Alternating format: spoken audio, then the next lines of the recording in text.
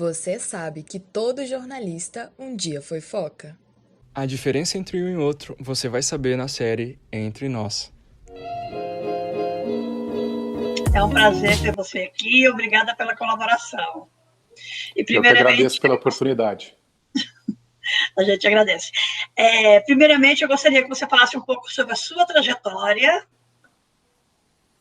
Bom, eu sou jornalista há 21 anos. Eu me graduei pela Universidade Federal de Santa Catarina no ano 2000 e trabalhei sempre em emissoras de TV durante toda a minha trajetória profissional, exceto durante a minha formação, que eu também tive passagens pelo rádio e passagem por assessoria de imprensa. E cada experiência foi válida para a minha carreira. Cada experiência me agregou algum tipo de conhecimento diferente. Em televisão, eu já sou repórter pelo menos desde o ano 2002.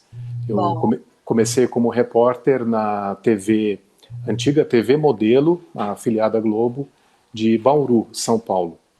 E antes disso eu tive uma breve passagem pela antiga RBS TV de Florianópolis. São duas afiliadas da Globo. E desde essa época eu sempre trabalhei, além de repórter, também como apresentador. E apresentei Globo Esporte, fiz reportagens esportivas, eu fiz também reportagens sobre o dia a dia das cidades, política. Você tem especialidade? A minha especialidade é genérica, eu cubro de tudo. Eu digo que o jornalista de televisão tem que ser quase um generalista, né? Porque exatamente, porque principalmente quando você trabalha numa emissora que não tem tantas equipes de reportagem, você precisa fazer aquilo que for necessário. Então, se você tiver que cobrir buraco de rua, como nós usamos no nosso jargão de reportagem, ou se você que se refere a uma matéria comunitária, por exemplo, ou algum problema que está afligindo moradores de uma determinada área, além de você também ter que cobrir assunto policial, política, saúde, né? Esse é um assunto que no ano de 2020 entrou muito em voga por causa da pandemia do coronavírus, e agora em 2021 nós continuamos muito envolvidos com esse assunto. Então o repórter ele não pode escolher muito, na verdade ele tem que se apaixonar pela pauta. Tá certo. Então você diz que compensa ser jornalista? Eu acho que compensa ser jornalista, mas quem entrar na profissão acreditando que vai ter apenas vida fácil, está muito enganado, pode tirar o cavalinho da chuva, porque na verdade a gente precisa muito se esforçar por ter uma boa pauta e depois desenvolver essa pauta de uma maneira que seja atraente para o público, encontrando bons personagens para contar essa história, encontrando fontes confiáveis para essa informação e traduzindo todos esses dados para a população entender de uma maneira elegante, como eu costumo dizer. Não precisa nem ser muito sisudo e não precisa também ser um palhaço. Então você tem que, na verdade, saber o jeito certo de dosar cada informação que você vai passar, de uma maneira que o público se torne interessado por aquilo. Eu acredito que compensa sim, mas é muito mais transpiração até do que inspiração o trabalho de repórter. Muitas vezes a gente se depara com uma notícia de última hora, como, por exemplo, uma rebelião em uma prisão. Você, como já me aconteceu, de ter acabado de voltar do trabalho para casa e estar me preparando para dormir e receber um telefonema de que eu tinha que voltar para a emissora, porque, infelizmente, presos de uma determinada unidade estavam rebelados. Então, isso acontece muito e, nesse caso específico, eu tive que passar uma madrugada cobrindo, junto com o meu repórter cinematográfico e colegas de outras emissoras. Perdão, eu vou retomar daqui porque o meu celular está apoiado aqui, desculpe pela minha falha. Não, tá bom, depois a gente dá um jeito. Baseado nisso aí, seguindo, pegando esse gancho seu aí, diga para nós 3 pontos positivos, 3 coisas positivas e 3 coisas negativas dentro do trabalho do jornalista. Pode ser pelo seu ponto de repórter. Eu vou começar. Ou pode ser genérico. Certo. Eu vou começar, então, pelos pontos negativos, para terminar com os positivos. Eu diria que negativo na vida do repórter e também do pauteiro, do editor hoje em dia, ou do apresentador, do locutor de rádio, é o excesso de trabalho que nós temos. Infelizmente, o nosso mercado está cada vez mais restrito, então, embora a internet nos últimos anos e até mesmo as redes sociais tenham criado novas vagas, houve também demissões nos veículos tradicionais, como os impressos, rádios, televisões. Então, hoje, o jornalista está bastante sobrecarregado e ele precisa tomar cuidado para manejar bem a sua informação, para não cometer equívocos. Então, esse é um dos pontos negativos. Outro ponto negativo, eu diria, que é a fake news. São as fake news que dificultam muito a nossa missão jornalística, porque o tempo todo nós temos que lidar com pessoas que querem acreditar na sua própria verdade e não estão querendo levar em conta fatos, um levantamento sério feito pelo jornalismo profissional.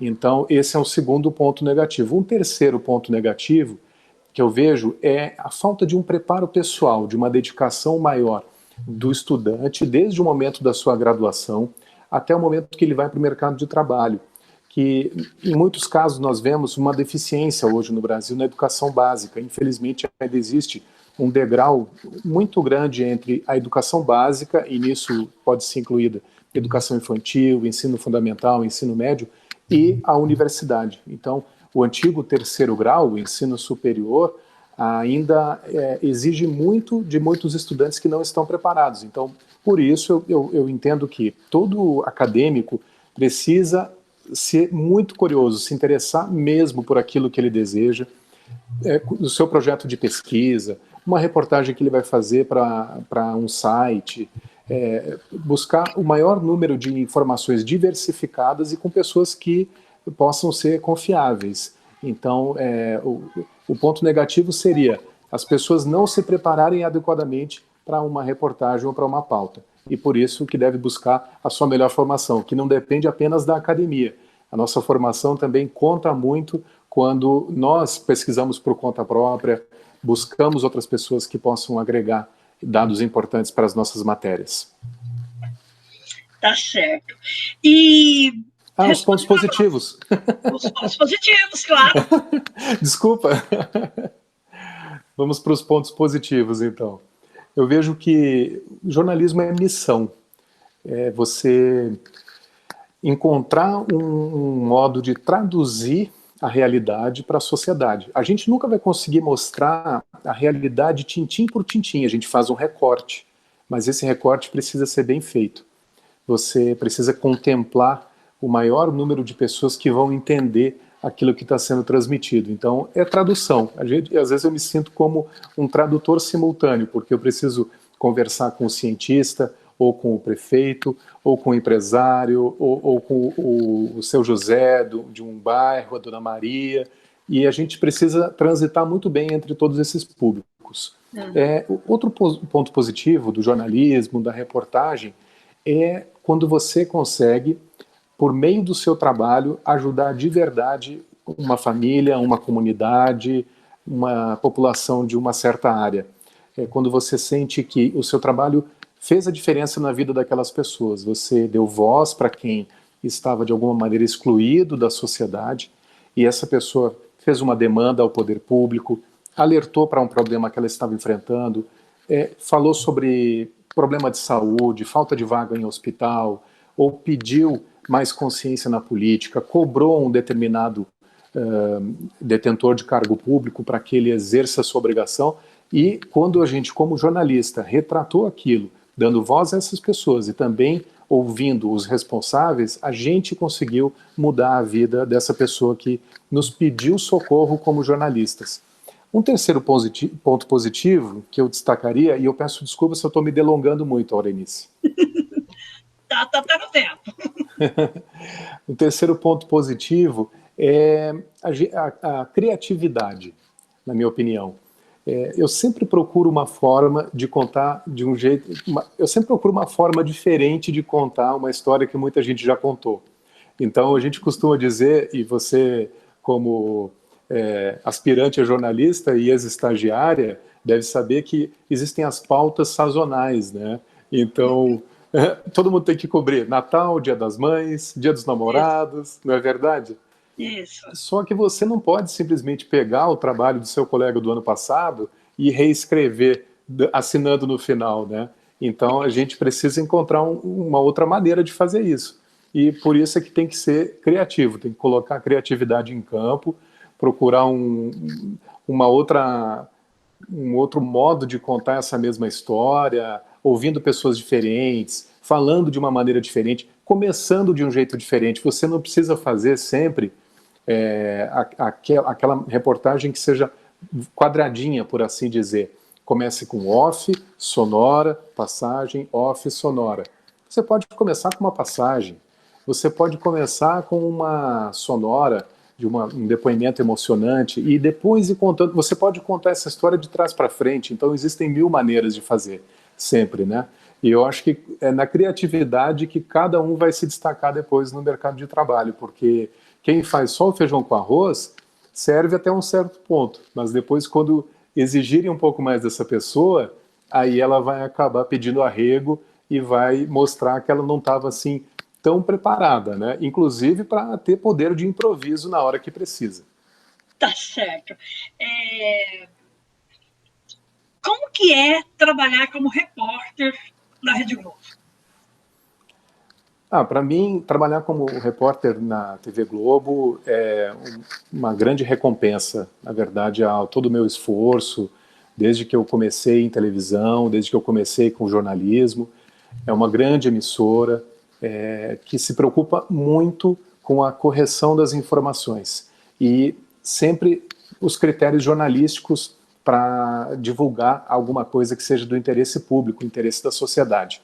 Então, eu posso dizer que no meu trabalho eu tenho liberdade para criar, eu tenho liberdade para apurar, e depois, é claro que eu conto com a colaboração dos meus colegas, dos meus superiores, sempre para revisar o meu trabalho, para saber se a gente está agindo da maneira correta. Então, a gente tem obrigação, não só no jornalismo, mas na TV Globo, isso fica muito claro, e nas suas afiliadas, temos a obrigação de ouvir todos os lados de uma história.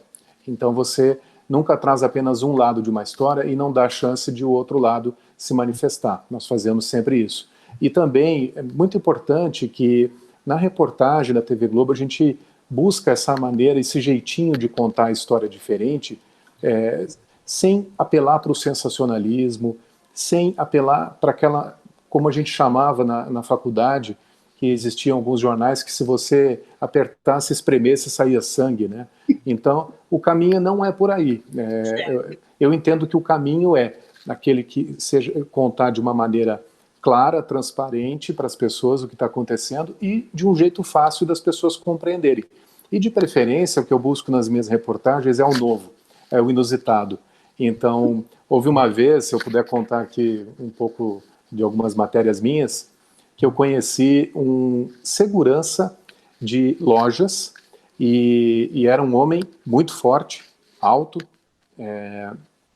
que já trabalhava há algum tempo nessa área e chamava atenção porque ele usava um cabelo no estilo de um personagem do cinema, um personagem de uma série de televisão, que era uma série dos anos 80, Esquadrão Classe A.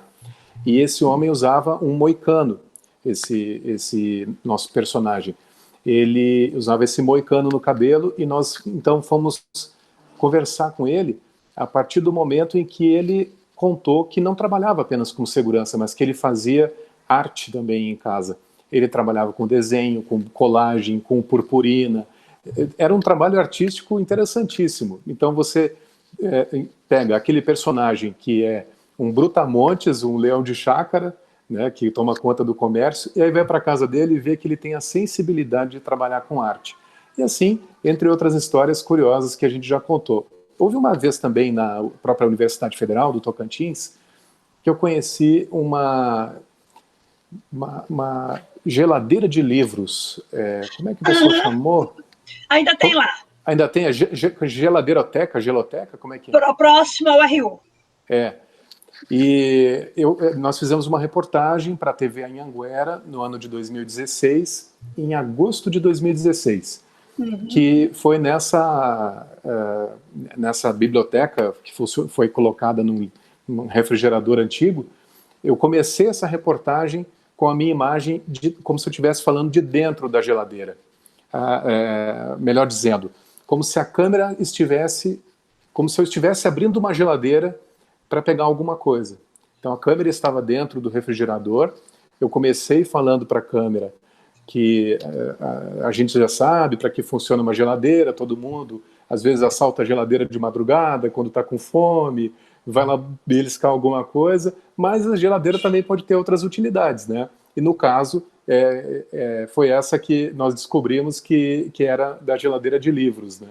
E aí acabou ficando uma reportagem muito interessante, muito divertida. Aurelice, eu vou pedir só um intervalinho de meio minuto para você, que eu preciso buscar uma coisa aqui. Já estamos terminando. Só porque eu preciso confessar para você que eu pedi um lanche e o meu lanche acabou de chegar e eu preciso pegar antes de terminar de conversar com você. Você me dá um minutinho só? Uhum. Ok, só um minuto.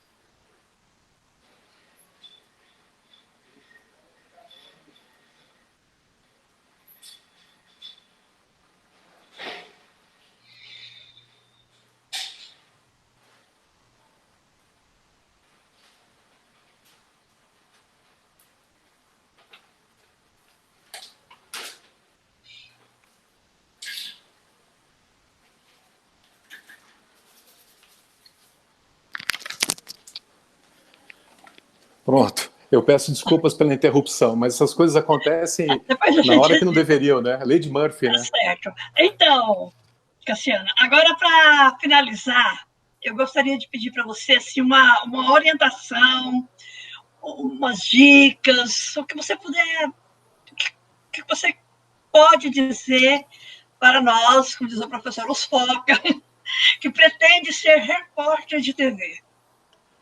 Bom, para quem pretende ser repórter de TV, eu recomendo ler muito, ler de tudo, não só um livro técnico de jornalismo, como literatura em geral, romances. E sabe, quando a gente está falando de romance, a gente não está falando apenas de um assunto romântico, mas pode ser uma história que seja relembrada, pode ser uma biografia, uma autobiografia, enfim. Existem muitas obras interessantes que, com certeza, acrescentam a nossa formação profissional. E, além disso, esteja muito bem informado. Então, procure se informar em fontes diversas.